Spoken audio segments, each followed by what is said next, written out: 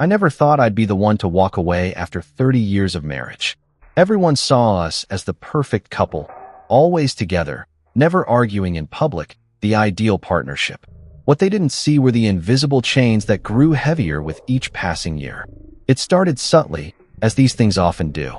The gentle suggestions about what I should wear to work became firm instructions. "That tie doesn't suit you," she'd say, already pulling out the one she preferred. My schedule became hers to manage. "I've arranged dinner with the Andersons on Thursday," she'd announce, never asking if I had other plans or preferences. 3 decades ago, I was captivated by her confidence and decisiveness, qualities I admired but lacked myself. Somewhere along the way, that admiration transformed into submission. Each morning, she'd lay out my clothes while I showered. My meals were prepared according to what she deemed appropriate, not what I craved. "You need to watch your cholesterol," she'd remind me, removing the foods I enjoyed from our home. My phone became an extension of her surveillance. "Who texted you?" she'd ask immediately after hearing the notification sound. I stopped maintaining friendships outside her approved circle. It was easier than facing her interrogations or cold silence that would inevitably follow. The realization didn't come as a dramatic epiphany. Instead, it surfaced during an ordinary moment last month while cleaning out the garage, a task she'd scheduled for me that Saturday. Behind some old paint cans, I found a dusty box containing mementos from my 20s. Among them was a leather-bound journal filled with ambitious dreams and plans for adventures I'd never taken. Reading those pages written in my younger hand, I barely recognized myself. The man who wanted to take motorcycle trips across state lines, who sketched designs for furniture he hoped to build, who wrote about starting his own business. Where had he gone? I sat on the concrete floor of the garage for hours, turning pages and confronting the harsh truth. I hadn't simply evolved as a person over 30 years. I had been systematically erased. That night at dinner, she noticed something different. "You're quiet," she observed, her eyes narrowing slightly. "And you didn't fold the laundry like I asked." "I got distracted in the garage," I replied, studying her reaction. Her expression hardened for just a moment before she composed herself. "Well, the garage does need organizing. Did you find anything interesting?" I hesitated, then lied for perhaps the first time in years. "Just some old tax documents we can shred." The journal now sat hidden in my briefcase, a small act of rebellion that felt monumental. That night, I couldn't sleep. I lay awake beside her, listening to her steady breathing and wondering, when exactly had I surrendered my autonomy? When had her controlling behavior, which she always framed as love and concern, become my accepted reality? The next morning, I altered my routine by just 5 minutes, stopping for coffee at a shop near my office instead of drinking the thermos she prepared. It was a small act, insignificant to most, but it was the first independent decision I'd made in years. "You smell like that cheap coffee place," she commented when I returned home that evening. Not accusing, just noting, a data point being filed away. I nodded, offering no explanation or apology. Another small rebellion. That week, I began noticing things I'd been blind to before. How she'd check the mileage on my car to ensure I hadn't deviated from my usual routes. How she'd call my office number when my cell went straight to voicemail. The way she'd subtly isolate me from family members who asked too many questions or encouraged any independence. 30 years had transformed me from an equal partner into property, someone to be managed, directed, and controlled. The weight of this realization was crushing, but also clarifying. For the first time in decades, I began to see a different future for myself. I didn't know yet what form my escape would take, but as I closed my eyes that night, the journal hidden beneath my side of the mattress, I knew with absolute certainty that the countdown to my departure had begun. The morning after my discovery in the garage, I woke with an unfamiliar feeling, anticipation. For the first time in years, I was curious about what the day might bring, not because of what was scheduled for me, but because of what small changes I might introduce. I started with my appearance. During my lunch break, I visited a barbershop several blocks from my office, not the one she'd arranged for me to visit every 6 weeks. The stylist suggested something slightly different, shorter on the sides while leaving more length on top. Looking in the mirror afterward, I saw a glimpse of my younger self. When I arrived home that evening, her eyes immediately fixed on my hair. "What happened?" she asked, her voice carefully modulated but failing to hide her displeasure. "Needed a change," I replied casually, hanging my coat as I always did. The usual place was too busy. She circled me like a wary predator, examining the haircut from all angles. You should have waited. This doesn't suit your face shape at all. Once, this comment would have made me doubt myself, even feel guilty for making a decision without her approval. Instead, I felt a small thrill of defiance. I like it, I said simply, and walked past her into the kitchen. Her footsteps followed. I made your favorite tonight, she announced, though the dish she was preparing was actually one I tolerated rather than enjoyed. It occurred to me that she might not even know my true preferences anymore. That night, I created an email account she didn't know about. Using my work laptop during lunch breaks, I reconnected with an old college friend. Our correspondence was nothing dramatic, just updates on our lives, reminiscences about our younger days. But each message felt like oxygen to someone who'd been slowly suffocating. My small acts of independence continued over the following weeks. I changed my route home to include a stop at a bookstore. I bought novels without showing her first. I ordered clothes online that I selected myself. Each seemingly minor decision rebuilt something within me that had been systematically dismantled over decades. She noticed, of course. She always noticed. Her monitoring intensified. She'd casually pick up my phone when it chimed, scanning messages before handing it back. She began calling my office at random times. Just checking in, she'd say, but we both knew she was verifying my whereabouts. One evening, she confronted me about a receipt she'd found in my pocket. Just coffee and a muffin from a cafe near the park where I'd started taking solitary walks. You're being wasteful, she said, dangling the paper between her fingers. I pack perfectly good lunches for you every day. Sometimes I need fresh air and a change of scenery, I replied. If something's wrong with my cooking, just tell me, she countered, immediately recasting my small act of independence as a criticism of her. It was a familiar tactic, one that had worked countless times before. Make me feel guilty, selfish, ungrateful. But now I recognized the manipulation for what it was. Your cooking is fine, I said. This isn't about you. Her eyes widened slightly, and used to such direct resistance. Well, who is it about then? She demanded. The question hung in the air. I nearly answered truthfully. It's about me reclaiming some small measure of control over my own life. Instead, I shrugged and moved past her to wash my hands for dinner. That weekend, saying I needed to organize some paperwork for tax season, I spent hours examining our financial situation. What I discovered was illuminating and disturbing. While we both worked throughout our marriage, our finances were far from equal. My paychecks were directly deposited into accounts she managed. My access to our savings was limited. Even the house was solely in her name. Despite my contributions to the mortgage for decades, I had been so thoroughly managed that I'd surrendered even basic knowledge of our financial situation. The realization was jarring. I wasn't just emotionally constrained. I was financially tethered as well. That night, while she slept beside me, I lay awake planning my next steps. Freedom would require more than small rebellions. It would need strategy, resources, and courage. The young man who wrote ambitious plans in that journal decades ago hadn't completely disappeared after all. He was awakening, remembering how to want things for himself. As I drifted off to sleep, I realized that the invisible chains I'd felt for years were beginning to show hairline fractures. They weren't broken yet, far from it, but for the first time, I could envision a life beyond them. Planning my escape required the kind of methodical thinking I once applied to work projects before she convinced me to take a less demanding position. I needed to be strategic. One misstep could collapse everything before I gained my freedom.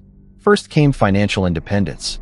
During lunch breaks, I consulted with a financial advisor, explaining my situation in carefully measured terms. I need to establish separate finances from my spouse, I said, avoiding the word escape, though we both understood the subtext. The advisor recommended opening a new bank account at a different institution. Use your work address for all correspondence, she suggested, her eyes conveying understanding beyond her professional advice. That same week, I opened the account and arranged for a portion of my upcoming bonus, which my wife didn't know about, to be deposited there.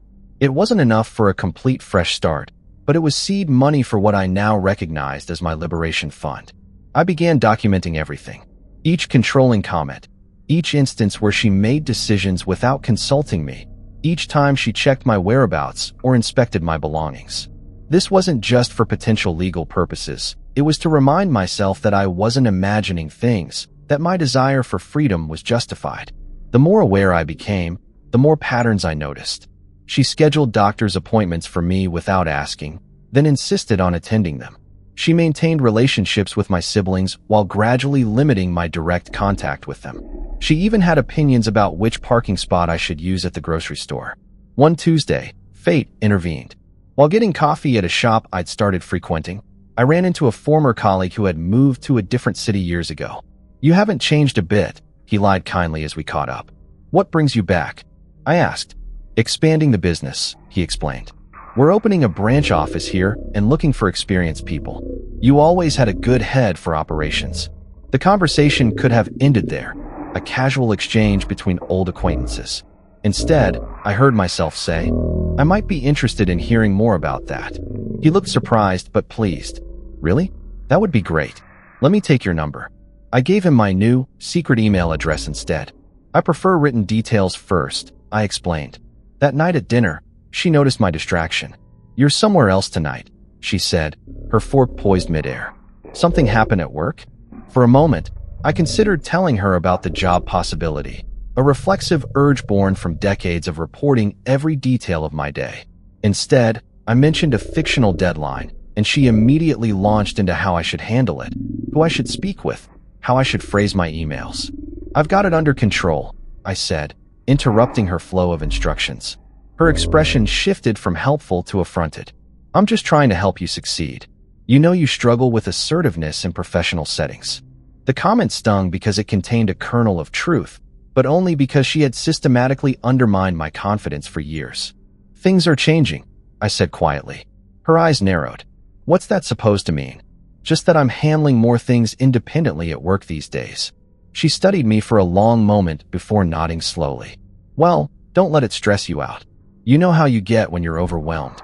That night, after she went to sleep, I checked my email and found a detailed job description from my former colleague. The position offered slightly less than my current salary, but included relocation assistance. Most importantly, it was in a city 3 states away. For the first time, escape felt tangible rather than theoretical. I could visualize myself in a new place, making decisions without consultation or permission. The thought was both exhilarating and terrifying. The next few days saw an escalation in her controlling behavior, as if she sensed my growing independence. She suggested I might be developing early signs of depression and should see a psychiatrist, one she had already researched and contacted. She accidentally spilled coffee on the new shirt I had purchased for myself. She called my office 3 times in one day to check if I was there. Each action only strengthened my resolve. I responded to the job offer, scheduling a video interview during my lunch break at a quiet cafe several blocks from my office. The conversation went well, better than I expected.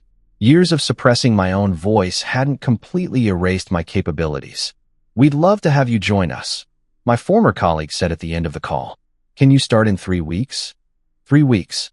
The time frame felt impossible, yet perfect. "Yes," I replied, surprising myself with the firmness in my voice. "I can make that work." That evening, as she micromanaged how I loaded the dishwasher, criticizing the placement of each plate, I felt an unexpected calm. My decision was made. The countdown to freedom had a specific end date now. The man who had surrendered his autonomy for 30 years was methodically taking it back, one calculated step at a time. The journal I'd found in the garage was no longer just a reminder of lost dreams. It was becoming a blueprint for new ones. 3 weeks to dismantle a 30-year marriage without raising suspicion required precision, timing, and perfect acting. I accepted the job offer via email, using the cafe's Wi-Fi rather than any network she might monitor. My new employer sent the contract, which I printed at a local copy shop, signed, and mailed back the same day. The logistics were complex, but manageable.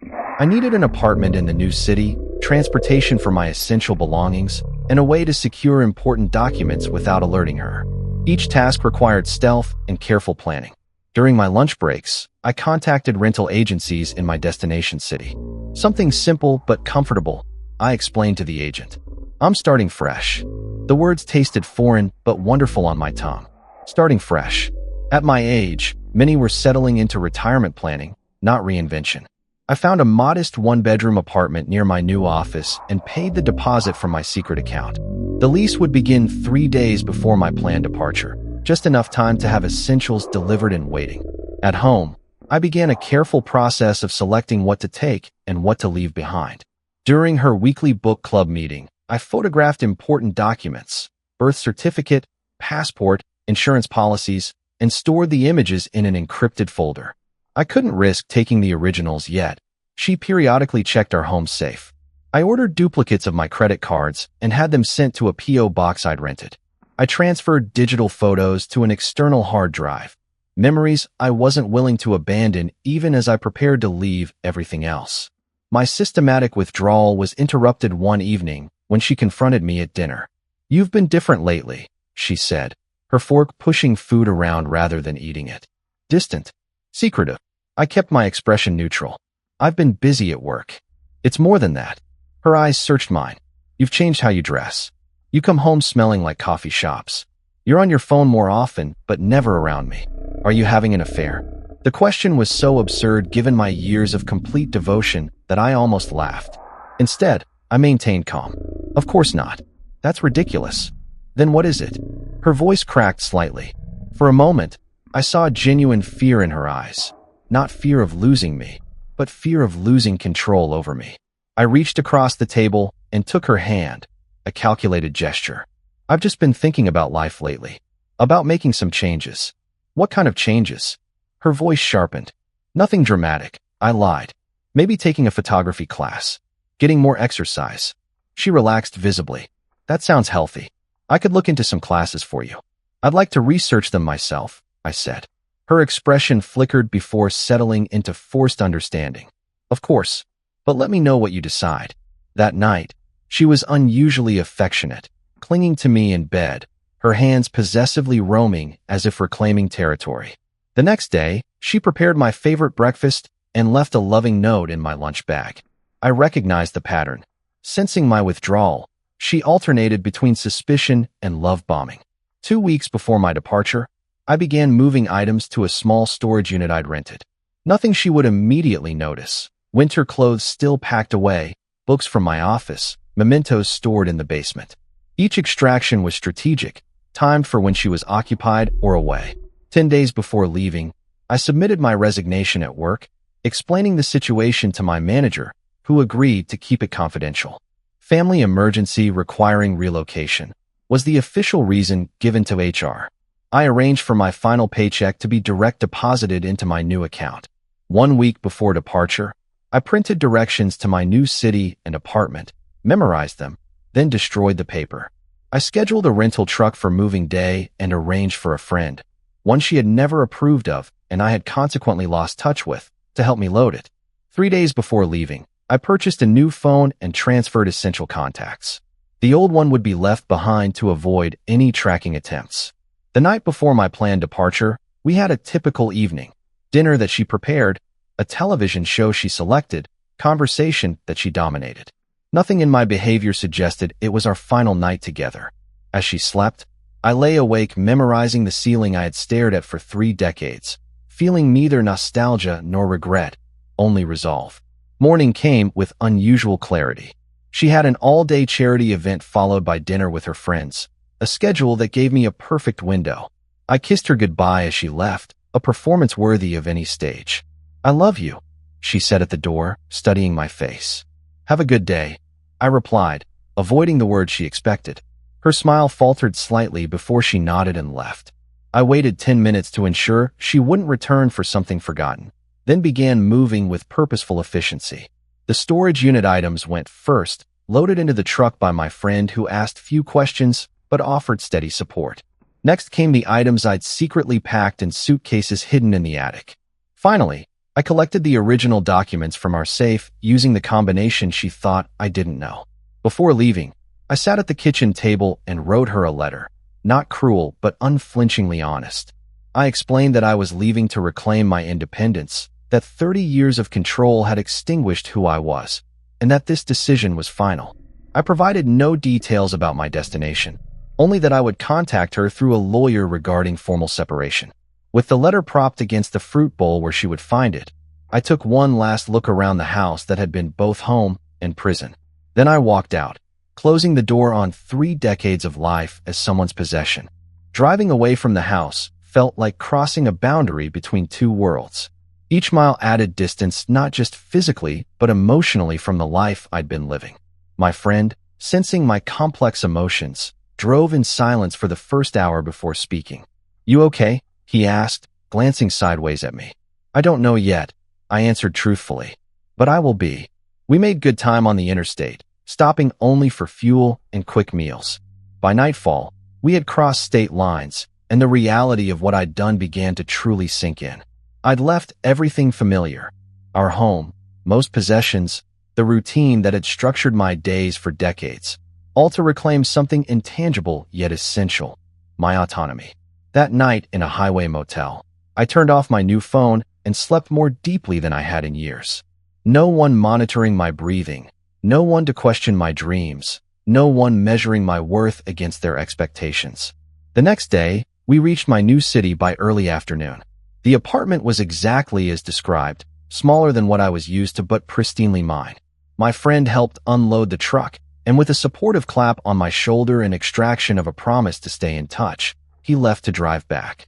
Alone in my new space, surrounded by boxes containing the fragments of my former life I'd chosen to keep, I experienced a moment of paralyzing doubt. Had I overreacted?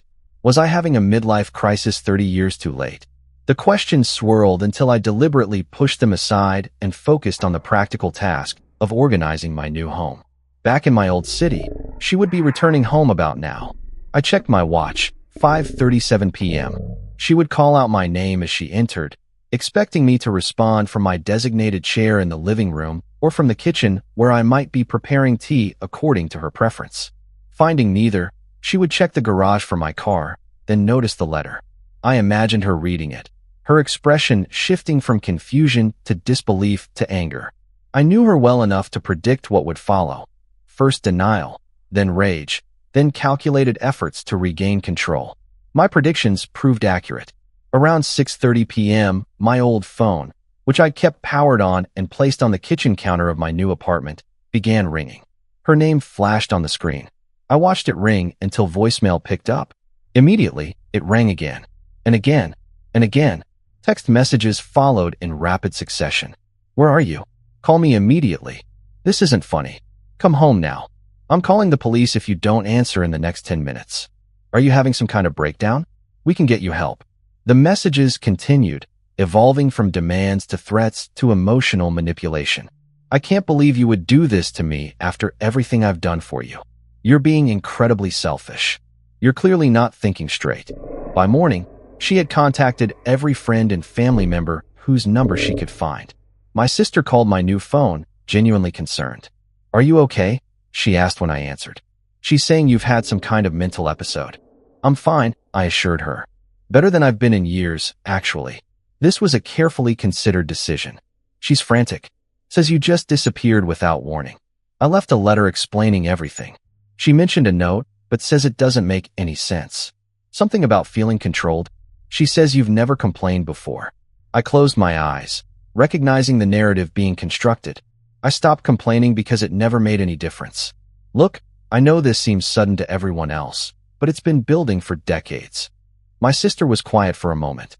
"Now that you mention it, you have seemed different these past few years. Quieter, less like yourself." She paused before adding, "She's always been very particular about everything." That simple acknowledgement, that someone else had noticed, even peripherally, felt like validation I hadn't known I needed. Over the next few days, the messages on my old phone changed tone again, cycling through all stages of grief and manipulation. There were tearful voicemails about how she couldn't function without me, rage-filled texts accusing me of destroying her life, calculated messages about legal consequences for abandonment. I contacted a lawyer in my former city who agreed to serve as an intermediary. "I'll handle communication regarding the separation and eventual divorce," he assured me. "You focus on rebuilding." When she learned I had legal representation, her approach shifted yet again. Family members began calling, clearly prompted by her, urging me to just talk to her and work things out. Friends I hadn't heard from in years suddenly reached out, their messages suspiciously similar in content and timing. I maintained my resolve, responding to these well-meaning intermediaries with simple, consistent messages. This decision is final. I'm safe and well. I need space and time. A week after my departure, she somehow obtained my new phone number and called. Against my better judgment, I answered. How could you do this? Her voice was raw, a blend of anger and anguish I'd never heard before. I explained in my letter. I replied calmly. 30 years, she cried. 30 years I gave you everything. And this is how you repay me? You didn't give me everything, I said quietly. You took everything. My choices, my independence, my sense of self. That's not true. I loved you. I took care of you. You controlled me. There's a difference. The conversation continued in circles, her unable or unwilling to recognize the distinction between care and control, me unable to make her understand what had become so clear to me. Finally, I said, I need to go now. If you hang up, don't ever expect to hear from me again, she threatened, her final attempt at control. I understand, I replied, and ended the call. Standing alone in my new apartment, I felt a curious lightness. The conversation that should have been devastating instead confirmed what I already knew. Leaving had been not just necessary, but long overdue. The woman who had been my wife for 30 years had never truly seen me. Only the version of me she had meticulously crafted. Her tears weren't for losing me as a person, but for losing her possession, her project, her living proof of perfect control. And for the first time in decades, I was free to be someone else entirely, myself. 6 months have passed since I walked out of my 30-year marriage. My apartment no longer feels temporary, but like a genuine home. My home, arranged according to my preferences alone. The walls are painted colors I selected, adorned with art that speaks to me rather than matches the furniture. Small freedoms, but ones I savor daily. My new job has been both challenging and invigorating. After decades of being told I wasn't assertive enough, wasn't strategic enough, wasn't confident enough, I've discovered these qualities were never actually missing, just suppressed. My colleagues seem to value my input, and last month I received my first performance review, which was overwhelmingly positive. You bring a unique perspective, my manager noted. There's a thoughtfulness to your approach that's refreshing. Those words stayed with me. Validation that the person I truly am has value precisely because of the traits my former wife tried to modify or eliminate. The process of legal separation has been predictably difficult. She initially refused to accept any papers, then demanded reconciliation as a precondition for negotiations, then attempted to claim I was mentally incompetent when I maintained my position. Her tactics were familiar, the same methods of control and manipulation she'd employed throughout our marriage, just amplified and directed through legal channels. My lawyer, thankfully, has seen it all before. This is actually quite common, he explained during one of our calls. When long-term control is threatened, the controlling partner often escalates dramatically before accepting reality. That escalation took many forms. She contacted my new employer, claiming concern for my well-being, but transparently attempting to damage my professional standing. She sent packages to my address, sometimes containing items meant to trigger guilt, other times returning mementos in deliberately damaged condition. For 3 months, she cycled through strategies: anger, pleading, threats, false reconciliation attempts, and finally, involving every mutual connection we had. Family members and friends became unwilling messengers, often prefacing their calls with uncomfortable apologies. She asked me to tell you, became a dreaded phrase. Throughout it all, I maintained boundaries that would have been unimaginable to me a year ago. I spoke with those I wished to and politely declined to engage with others. I instructed my lawyer to handle all direct communication with her. I changed my email address when the volume of messages became overwhelming. Gradually, the storm began to subside. Her messages became less frequent, her legal maneuvers less aggressive. According to mutual friends, she has begun telling people I had an affair, a narrative that paints her as victim rather than acknowledging any role in the dissolution of our marriage. I've chosen not to correct this story. Those who truly know me understand it isn't true, and for others, my reputation seems a small price for peace. For months after leaving, I began rediscovering interests abandoned decades ago. I joined a woodworking class, creating simple but satisfying pieces with my hands. I started hiking on weekends, exploring trails and parks in my new city. I even took a cooking course, learning to prepare meals that I enjoy rather than meals deemed appropriate for me. The most profound change, however, has been internal. The constant anxiety that once accompanied every decision has gradually faded. I no longer hear her critical voice in my head when selecting clothes or making plans. I don't automatically check the time, calculating whether I'll need to explain my whereabouts. I don't reflexively reach for my phone to report any deviation from expected routine. Last week, I received an unexpected call from my sister. I visited her, she said without preamble. "How is she?" I asked, surprised to find I could inquire without emotional turmoil. "Doing better, I think. She's redecorated the house completely, joined some new social groups." My sister paused before adding, "She asked about you. What did you tell her?" "The truth. That you seem happy. That you've changed in ways that are good to see." "How did she react?" "She said she's glad you're well." It seemed genuine, but then she added that she always knew you needed her guidance to thrive. "So your current success must be because of the foundation she built." The comment was so perfectly characteristic that I couldn't help but laugh, not bitterly, but with the clarity of someone who finally sees a pattern for what it is. "Some things never change," I remarked. "No," my sister agreed. "But you did. And honestly, it was long overdue." That night, I pulled out the journal I'd found in the garage, the catalyst for my awakening. Reading through it again, I recognized the voice of my younger self more clearly now. The ambitions and dreams recorded there no longer seemed like naive fantasies, but like glimpses of who I was always meant to be. On the final blank page, I began writing again, not about the past or what was lost, but about the present and what has been found. I wrote about the simple joy of choosing a meal without consideration of anyone else's approval, about the pleasure of spontaneous decisions, about rediscovering my voice, my preferences, my boundaries. 30 years of marriage had made me someone's property, a carefully curated possession maintained through subtle coercion and emotional manipulation. 6 months of freedom have begun the process of making me whole again. Yesterday, I received notice that she has finally agreed to mediation for dividing our assets. The document included a personal note. "I still don't understand why you did this to us, but I'm ready to move forward." The phrasing was telling. She still sees my liberation as something done to her rather than something necessary for me. But her willingness to proceed is progress nonetheless. As I prepare for this final severance of ties, I feel neither triumph nor regret, only a profound gratitude for second chances. At an age when many are settled into unalterable patterns, I've discovered that change is still possible, that autonomy can be reclaimed, that it's never too late to become the author of your own story. The tears she shed when I left were real. The property she believed she'd lost was valuable to her. But the freedom I've gained is invaluable to me, and that has made all the difference. Our story has come to an end. If you've made it this far, how about subscribing to our channel? It helps us immensely. I've selected 2 other videos for you that I'm sure you'll enjoy. Feel free to click on them. I'll be waiting for you in the next story. See you soon.